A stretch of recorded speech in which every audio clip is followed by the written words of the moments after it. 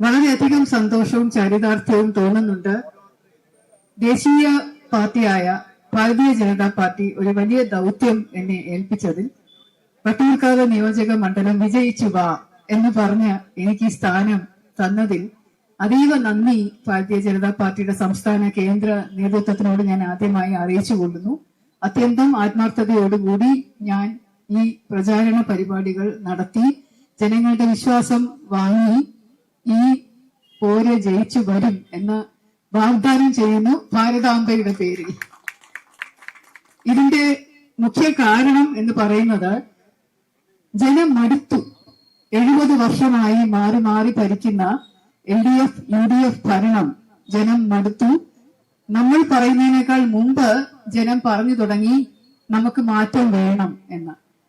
ഇന്നത്തെ ഭാരതീയ ജനതാ പാർട്ടിയുടെ കേരള ഘടകത്തിന്റെ മുദ്രാവാക്യം മാറാത്തത് ഇനി മാറും, കേരളം ഇനി വളരും എന്നതാണ്. കേരളത്തിന്റെ വളർച്ചയ്ക്കായിട്ട്, കേരളത്തിന്റെ ഉന്നമനത്തിനായിട്ട് നമുക്ക് തീർച്ചയായിട്ടും ഒരു നല്ല ഭരണത്തിന്റെ ആവശ്യമുണ്ട്, ഒരു നല്ല പാർട്ടി നേതൃത്വം നൽകുന്ന ഭരണത്തിന്റെ ആവശ്യമുണ്ട്. ഡൽഹിയിൽ ഇരുന്നു കൊണ്ട് നമ്മുടെ ഉജ്ജ്വല സൂര്യ തേജസ്സായ ശ്രീ നരേന്ദ്രമോദിജി എങ്ങനെയാണോ കഴിഞ്ഞ 11 വർഷത്തിന് മേലെയായി ഭാരതത്തിനെ ലോക രാഷ്ട്രങ്ങളുടെ നെറുകയിൽ എത്തിച്ചത്, അതുപോലെയുള്ള ഒരു മാറ്റം കേരളത്തിലേക്ക് വരണം. ആ വെളിച്ചം ഡൽഹിയിൽ നിന്ന് കേരളത്തിലേക്ക് പ്രവഹിച്ചേ മതിയാകൂ. എങ്കിൽ മാത്രമേ ഇവിടെയുള്ള കൂരിരുള് മാറൂ. ആ കൂരിരുട്ട് ഒരു തരത്തിൽ അല്ലെങ്കിൽ മറ്റൊരു തരത്തിൽ കഴിഞ്ഞ 70 വർഷത്തെ ദുർഭരണം, അഴിമതി നിറഞ്ഞ ഭരണം ജനങ്ങളുടെ മനസ്സിലേക്ക് കുത്തിക്കയറ്റിയിട്ടുണ്ട്. എന്നിട്ട് അത് മായ്ക്കാനായിട്ട് ഒരു മുഖംമൂടി അണിഞ്ഞുകൊണ്ട് ഞങ്ങൾ അത് ചെയ്തു ഇത് ചെയ്തു എന്ന് പറഞ്ഞ് അഹങ്കരിച്ച് നടക്കുന്ന ഒരു സർക്കാരിനെയാണ് നമുക്ക് കുറെ നാളുകളായിട്ട് കാണാൻ സാധിക്കുന്നത്. ഒരു പരസ്യം നൽകിക്കൊണ്ട് ഞങ്ങളാണ് ഇത് ചെയ്തത്, ഞങ്ങളാണ് അത് ചെയ്തത്, ഞങ്ങൾ ഇവിടെ വികസനം നടത്തി, അവിടെ തുരങ്കം കെട്ടി, ഇവിടെ പാലം കെട്ടി, ഇവിടെ റെയിൽപാത കൊണ്ടുവന്നു, ഇവിടെ വിഴിഞ്ഞം കൊണ്ടുവന്നു, ഇവിടെ ഞങ്ങൾ കപ്പൽ കൊണ്ടുവന്നു എന്നൊക്കെ അവകാശപ്പെടുന്ന, വന്ദേ ഭാരത് പോലും ഞങ്ങൾ കൊണ്ടുവന്നതാണ് എന്ന് അവകാശപ്പെടുന്ന ഒരു സർക്കാർ നുണ പറയലിന്റെ ആശാന്മാരാണ് എന്ന് ജനം മനസ്സിലാക്കിയ സമയം ഇപ്പോഴാണ് നമ്മുടെ ഏറ്റവും അസുലഭ മുഹൂർത്തം വന്നിരിക്കുന്നത്. മാറാത്തത് മാറേണ്ട മുഹൂർത്തം, അവസരം. നിയമസഭയുടെ തിരഞ്ഞെടുപ്പ് പടിവാതിൽ എത്തി നിൽക്കുന്ന ഈ ഒരു അവസരത്തിൽ എനിക്ക് വേറൊന്നും പറയാനില്ല. പക്ഷേ നരേന്ദ്രമോദിജി സ്വപ്നം കണ്ട വികസിത ഭാരതം പോലെയുള്ള ഒരു വികസിത കേരളം തിരുവനന്തപുരത്ത് വരണം. രാജീവ് ചന്ദ്രശേഖർജി പറയുന്നത് പോലെ ഞങ്ങൾ വിജയിക്കാനല്ല ഈ തെരഞ്ഞെടുപ്പിൽ മത്സരിക്കുന്നത്, ഭരിക്കാൻ വേണ്ടിയാണ് എന്ന ഉറച്ച തീരുമാനം കേരളത്തിലുടനീളം മുഴങ്ങി കേൾക്കണം. ഇവിടെ മാറണം. ഈ സർക്കാർ എന്ന് പറയുന്ന LDFന്റെ സർക്കാർ, UDFന്റെ പിന്തുണയോടുകൂടി ഭരിച്ചുകൊണ്ടിരിക്കുന്ന സർക്കാർ, UDF വന്നു കഴിഞ്ഞാൽ LDFന്റെ പിന്തുണയോടുകൂടി ഭരിച്ചുകൊണ്ടിരിക്കുന്ന സർക്കാർ ജനങ്ങളെ ദ്രോഹിച്ച് വഞ്ചിച്ച് പൊതുപണം മുഴുവനും പ്രത്യേക സ്രോതസ്സുകളിലൂടെ മാറ്റി ചിലരുടെ പോക്കറ്റിലാക്കി ചില തൽപര കക്ഷികളെ മാത്രം സ്വാധീനിച്ചുകൊണ്ട് ഭരിക്കുന്നത് മതിയാക്കണം. ഒരു മുഖ്യമന്ത്രി വന്നു കഴിഞ്ഞാൽ അദ്ദേഹം പാർട്ടിയുടെ മുഖ്യമന്ത്രിയല്ല, CPMന്റെ മുഖ്യമന്ത്രിയല്ല, കമ്മ്യൂണിസ്റ്റിന്റെ മുഖ്യമന്ത്രിയല്ല, അദ്ദേഹം നാടിന്റെ മുഖ്യമന്ത്രിയായിട്ടാണ് പ്രവർത്തിക്കേണ്ടത്. ഇവിടെ ഏത് മുഖ്യമന്ത്രിയാണ് അങ്ങനെ പ്രവർത്തിച്ചിട്ടുള്ളത്? കഴിഞ്ഞ 10 വർഷമായിട്ട് നമ്മൾ അതാണോ കാണുന്നത്? എന്തുകൊണ്ടാണ് ഇത്രയധികം പിൻവാതിൽ നിയമനങ്ങൾ? എന്തുകൊണ്ടാണ് അവർക്ക് മാത്രം ലൈഫ് പദ്ധതിയിൽ വീടുകൾ? എന്തുകൊണ്ടാണ് വഴിവിട്ട കാര്യങ്ങൾ ഇവർക്ക് വേണ്ടി കമ്മ്യൂണിസ്റ്റ് പാർട്ടി ആൾക്കാർക്ക് വേണ്ടി മാത്രം ചെയ്തു കൊടുക്കുന്നത്? മറ്റുള്ള പാർട്ടിയിലൊന്നും ഉള്ള മനുഷ്യരല്ലേ ഈ മുഖ്യമന്ത്രിയുടെ കണ്ണിൽ? ഭാരതീയ ജനതാ പാർട്ടിയുടെ നയം എന്ന് പറയുന്നത് സബ്കെ സാത്ത് സബ്കെ വികാസ് എന്ന നരേന്ദ്രമോദിജിയുടെ വാഗ്ദാനമാണ്. എല്ലാവരെയും ഉൾപ്പെടുത്തിക്കൊണ്ട് എല്ലാവരുടെയും വികസനം. ഇവിടെ വരുന്ന ഭാരതീയ ജനതാ പാർട്ടിയുടെ സർക്കാരിന്റെയും നയം അതുതന്നെയായിരിക്കും. നിങ്ങൾ ജാതി ഭേദമില്ലാതെ, ഒരു വ്യത്യാസവും ഇല്ലാതെ, ഒരു തലത്തിലും വ്യത്യാസം കാണാതെ എല്ലാവരെയും കൂടെ ഒരുമിച്ച് ഒരു കുടക്കീഴിൽ നിർത്തിക്കൊണ്ടുള്ള വികസനം സത്യം ചെയ്ത നരേന്ദ്രമോദിജിയുടെ വാഗ്ദാനം, ആ വാഗ്ദാനം നിറവേറ്റാനായിട്ടാണ് ഭാരതീയ ജനതാ പാർട്ടിയുടെ ശ്രമിക്കാൻ പോകുന്നത്. അതിനു വേണ്ടിയിട്ടാണ് NDA ദേശീയ ജനാധിപത്യ മുന്നണി ഈ തെരഞ്ഞെടുപ്പിനെ നേരിടുന്നത്.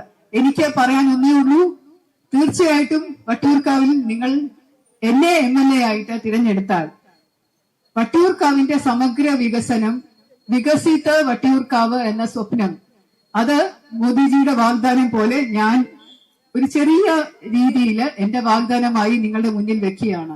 തീർച്ചയായിട്ടും നിങ്ങൾക്കത് കാണാൻ സാധിക്കും. ഇത്രനാൾ നിങ്ങൾ മാറി മാറി വോട്ട് ചെയ്ത് ഇവരെ വിജയിപ്പിച്ചില്ലേ? ഈ എന്റെ എതിരാളികളായിട്ട് നിൽക്കുന്ന 2 MLA-മാരും പ്രഗത്ഭര് തന്നെയാണ്. പക്ഷെ 2 വർഷം വീതം 2 പ്രാവശ്യം വീതം നിങ്ങൾ അവർക്ക് അവസരം കൊടുത്തു. എന്നിട്ട് എന്താണ് കാണാൻ സാധിച്ചത്? അപ്പൊ നിങ്ങളൊന്ന് മാറ്റി ചിന്തിച്ചു നോക്കൂ. ഒരു പുതിയ ആൾക്ക്, ഒരു പുതിയ പാർട്ടിക്ക് ഒരു അവസരം കൊടുത്തു നോക്കൂ എന്നാണ് എനിക്ക് ജനങ്ങളോട് അഭ്യർത്ഥിക്കാനുള്ളത്. ഞാനിപ്പോൾ ഒരേ ഒരു കാര്യം പറയുന്നുള്ളൂ. കേരള പോലീസിൽ 33.5 വർഷം ജോലി ചെയ്തപ്പോഴും അതിനുശേഷം വിരമിച്ചപ്പോഴും ഒരു രാഷ്ട്രീയ പാർട്ടിയുടെ മുമ്പിലും ഒരു നേതാക്കന്മാരുടെ മുമ്പിലും ഞാന് കൈ നീട്ടി നിന്നിട്ടില്ല. ഒന്നിനും വേണ്ടി, ഒരു പോസ്റ്റിങ്ങിന് വേണ്ടിയിട്ടോ എന്തെങ്കിലും ഒരു ഫേവറിന് വേണ്ടിയിട്ടോ കൈ നീട്ടിക്കൊണ്ട് നിന്നിട്ടേയില്ല.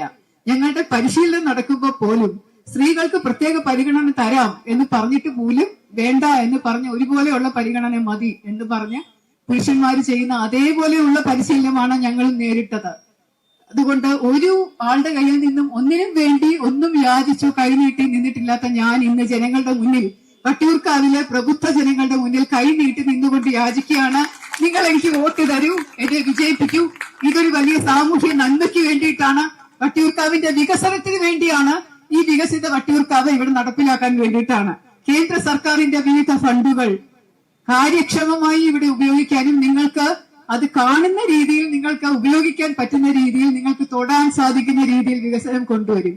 ഇവിടുത്തെ MLA 1500, 1600 കോടിയുടെ വികസനം കഴിഞ്ഞ 7 വർഷമായി കൊണ്ടുവന്നു എന്ന് പറയുന്നു. നമ്മൾ കാണുന്ന വികസനം ഈ പൊട്ടിപ്പൊളിഞ്ഞ റോഡുകളും മതിലുകളും കടകളും എടുത്തു കളഞ്ഞ കടകളും ഒക്കെയാണ്. ഒരു റവന്യൂ ടവർ എന്ന് പറഞ്ഞ് നിർമ്മിച്ചത് സർക്കാരിന്റെ എംബ്ലം വെക്കാതെ അദ്ദേഹത്തിന്റെ സ്വകാര്യ എംബ്ലം വെച്ചുകൊണ്ടാണ്. വട്ടിയൂർക്കാവിന്റെ കാവ് ഫെസ്റ്റിവലിന്റെ എംബ്ലമാണ് സർക്കാർ സ്ഥാപനത്തിന്റെ മുന്നിൽ അദ്ദേഹം വെച്ചിരിക്കുന്നത്. നിങ്ങൾക്ക് അറിയാം, കണ്ടാൽ അറിയാം. അത് പ്രവർത്തിക്കാൻ പറ്റില്ല. ഇപ്പോ കുറെ നാളും കൊണ്ട് എടുക്കാം. ഉദ്ഘാടന മാമാങ്കമൊക്കെ നടത്തി പോയതാണ്. 2.25 കോടി രൂപ എങ്ങാണ്ട് ചെലവഴിച്ചിട്ടാണ് ഒരു മിനി റവന്യൂ ടവർ എന്നൊക്കെ പറഞ്ഞ് ഉണ്ടാക്കി വെച്ചിരിക്കുന്നത്. പക്ഷെ അത് ഇനി പ്രവർത്തിക്കണം എന്നുണ്ടെങ്കിൽ ഇനി കുറെ അധികം പണിയും കൂടെ ചെയ്യേണ്ടിയിരിക്കുന്നു. ഒരു സർക്കാർ സ്ഥാപനത്തിന്റെ മുന്നിൽ എങ്ങനെയാണ് ഒരു കാവ് ഫെസ്റ്റിന്റെ എംബ്ലം വലിയ രീതിയിൽ കൊത്തിവെക്കാൻ സാധിക്കുന്നത്? അത് വലിയ പെരുമാറ്റച്ചട്ട ലംഘനമല്ലേ? അദ്ദേഹത്തിന് ചെയ്യാമോ? അതും വെച്ചുകൊണ്ടൊരു തിരഞ്ഞെടുപ്പിനെ അദ്ദേഹം എങ്ങനെയാണ് നേരിടുക?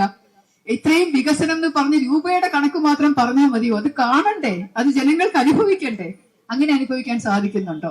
അപ്പൊ ഇത് നിങ്ങൾ സ്വയം ചോദിക്കുക, നിങ്ങൾ സ്വയം പറയുക. ഇനി ഞങ്ങളൊന്ന് മാറി ചിന്തിച്ചുകൂടെ?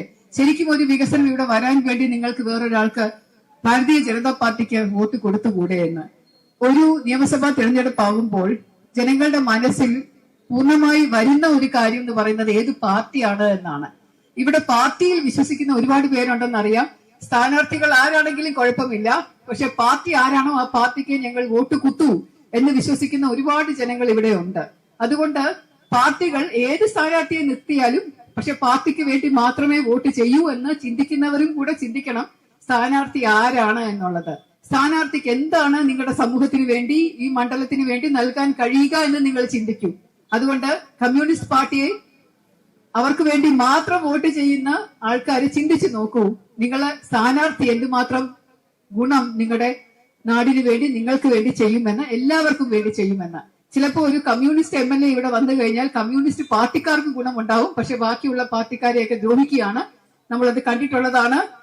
നമ്മുടെ തിരഞ്ഞെടുപ്പിൽ ഉജ്ജ്വല വിജയം കൈവരിച്ചപ്പോൾ, തദ്ദേശ സ്വയംഭരണ തിരഞ്ഞെടുപ്പിൽ ഉജ്ജ്വല വിജയം കൈവരിച്ചപ്പോൾ ഇവിടെയുള്ള MLA മറ്റു പല MLA-മാരും BJP-യുടെ കൗൺസിലർമാരിയ്ക്കുന്ന സ്ഥലത്ത് മാത്രം കുഴപ്പമുണ്ടാക്കി. അവിടെ മാത്രം കുടിവെള്ളം കിട്ടാതിരിക്കാനായിട്ട് പൈപ്പിന്റെ ടാപ്പ് പൂട്ടി, അവിടെ മാത്രം റോഡുകൾ വികസിപ്പിക്കാതെ ഇരുന്നു. പക്ഷെ അവർക്ക് സ്വാധീനമുള്ള സ്ഥലങ്ങളിൽ, LDF-ന് സ്വാധീനമുള്ള സ്ഥലങ്ങളിൽ അവർ വികസനം എന്ന് പറഞ്ഞ് കുറച്ച് ടാറിങ്ങും പൈപ്പ് വോട്ടൊക്കെ ശരിയാക്കലും ഒക്കെ ചെയ്യും. പക്ഷെ BJP-യുടെ കൗൺസിലർമാരിയ്ക്കുമ്പോൾ അവർ ഒന്നുമേ ചെയ്യുകയുമില്ല. അത് തെറ്റായിട്ട് ആളുകളെ ധരിപ്പിക്കാനായിട്ട് ശ്രമിക്കുകയും ചെയ്യും. അങ്ങനെയല്ല ഒരു MLA പെരുമാറേണ്ടത്. MLA-ക്ക് നാടിനോടും നാട്ടുകാരോടും എന്തെങ്കിലും പ്രതിബദ്ധത ഉണ്ടെങ്കിൽ എല്ലാരെയും ഒരുപോലെ കാണണം. അതുകൊണ്ട് ഞാൻ ഇതാ വാഗ്ദാനം ചെയ്യുന്നു, ഞാൻ ഒരു MLA ആയിട്ട് ജയിച്ചു വന്നാൽ ഞാൻ പാർട്ടിക്ക് അതീതമായി ജനനന്മയ്ക്കായിട്ട് എല്ലാവരെയും ചേർത്ത് നിർത്തിക്കൊണ്ട് എല്ലാവരുടെയും നന്മയ്ക്കായിട്ട് പ്രവർത്തിക്കും. സമൂഹ നന്മയ്ക്കായിട്ട്, നാടിന്റെ നന്മയ്ക്കായിട്ട്, നാടിന്റെ ഉന്നമനത്തിനായിട്ട് പ്രവർത്തിക്കും. ഇത് എന്റെ വാഗ്ദാനമല്ല, ഇത് ഭാരതീയ ജനതാ പാർട്ടിയുടെ വാഗ്ദാനമാണ്. ആ വാഗ്ദാനം ഞാൻ ഇന്നിവിടെ പറയുകയാണ്.